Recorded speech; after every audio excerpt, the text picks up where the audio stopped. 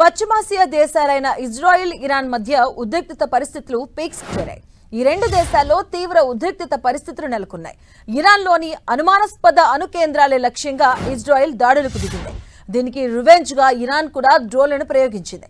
ఈ నేపథ్యంలో ఇజ్రాయెల్ ప్రధాని నెతన్యాహు భారత ప్రధాని మోదీకి ఫోన్ చేశారు. ప్రస్తుత పరిణామాలను ఆయనకు వివరించారు.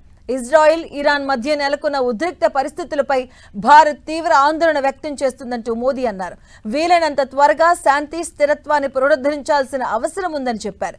ఈ మేరకు తాను నెతన్యాహుతో మాట్లాడినట్లు మోదీ ఎక్స్ వేదికగా వెల్లడించారు. ఇరాన్పై దాడికి దిగిన ఇజ్రాయెల్ దౌత్యపరంగానూ మద్దతు కూడగొడుతుంది. వివిధ దేశాధినేతలతో నెతన్యాహు నేరుగా ఫోన్లో మాట్లాడుతున్నారు.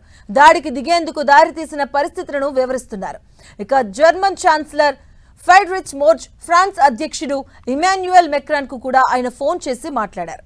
మరోవైపు ఇరాన్ మీడియా వెల్లడించిన వివరాల ప్రకారం ఇజ్రాయెల్ దాడుల్లో 78 మంది ప్రాణాలు కోల్పోయినట్లుగా సమాచారం.